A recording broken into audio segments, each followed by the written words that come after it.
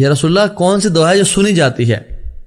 یعنی اسماء، اللہ تعالیٰ تو ہر چیز سنتے ہیں، یہاں اسماء سے مراد ہے جو قبول کی جاتی ہے. تو آپ نے فرمایا قال جوف اللیل الآخر ودبر الصلوات المکتوبات، رات کے جو آخری حصے میں جو دعا کی جاتی ہے نا وہ سنی جاتی ہے، وہ قبول کی جاتی ہے، اور نماز کی جو آخر میں دعا کی جاتی ہے وہ بھی قبول کی جاتی ہے. دوسرے پورشن میں ہم بعد میں بات کریں گے، لیکن پہلی بات، رات کا جو آخری حصہ ہے کتنا اسپیشل ہے ہماری زندگیوں کا، اور میں اور آپ اس مومنٹ کو کتنا ویسٹ کر رہے ہیں.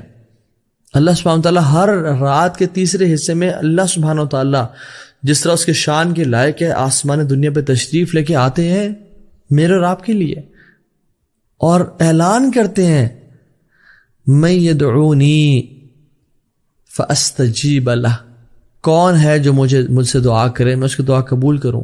اللہ اکبر، ہمیں سے کون شخص ہے جو ان اپرچونیٹیز کو یوز کر لے.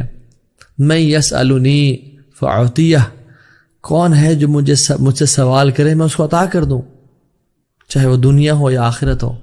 من یستغفرنی فاغفر لہ، کون ہے جو مجھ سے توبہ کرے اور اپنے گناہوں کی بخشش مانگے، وہ گناہوں میں ڈوبا پا ہے میں اس کو معاف کر دوں.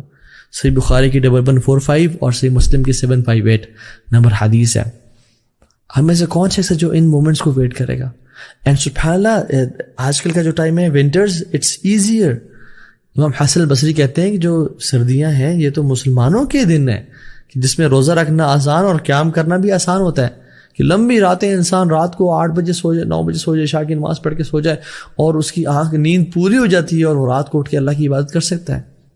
سو as compared to summers it's easier. اور سمرز میں دیکھیں سبحان اللہ کبھی کبھی 3:30 بجے، 3:45 بجے فجر کی جماعت کھڑی ہو جاتی ہے، اور آج کل 6:10 پہ فجر کی جماعت ہو رہی ہے یا 6:30 بجے فجر کی جماعت ہو رہی ہے. سو ہم دیکھیں کہ ہمارے پاس کتنا ٹائم ہے. جب ہم گرمیوں میں لیٹ سو کے صبح فجر پہ اٹھ سکتے ہیں تو ہم سردیوں میں جلدی سو کے تہجد کے لیے کیوں نہیں اٹھ سکتے؟ It's all about the mindset, it's all about planning. If you fail to plan, we plan to fail. So the trick is to sleep early, رات کو جلدی سونا. اور جو شخص ابھی تک نہیں شروع کر پایا اس کو چاہیے کہ وہ کم از کم 2 رکعت سے شروع کرے، صرف 2 رکعت ہی ادا کر لے، کافی ہے اس کے لیے. وہ بس 15 منٹ پہلے اٹھ جائے، فجر کی اذان سے 15 منٹس پہلے. اور فجر کی اذان یعنی فجر کا نماز کا ٹائم داخل ہونے سے آپ اپلیکیشنز ڈاؤن لوڈ کر لیں اور اس سے آپ 15 منٹ پہلے اٹھ جائیں، اٹھ کے وضو کریں، کم از کم 2 رکعت اور وتر ہی پڑھ لیں. And then when you start praying it, you will feel it's less. مجھے تو دعا کا صحیح ٹائم نہیں مل رہا، مجھے تو قرآن مزید پڑھنا ہے. And then you will want more and more and more. And پھر آپ کے لیے آدھا گھنٹہ اور گھنٹہ بھی کم ہو جائے گا، اور پھر آپ کے لیے 2 گھنٹے اور 3 گھنٹے بھی کم ہو جائیں گے. And then you will start loving it.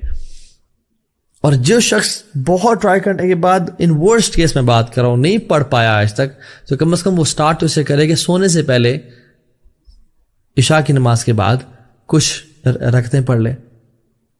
جیسے اللہ کے نبی صلی اللہ علیہ وسلم نے حضرت ابو ہریرہ کو تلقین کی تھی کہ تم رات کو سونے سے پہلے وتر پڑھ لیا کرو، تو اللہ کے صحابہ کو تلقین کی. اور سبحان اللہ آپ دیکھیں ایک بیسٹ فرینڈ جو اپنے بیسٹ فرینڈ کو نصیحت کرتا ہے نا، بڑی کمال کی ہوتی ہے.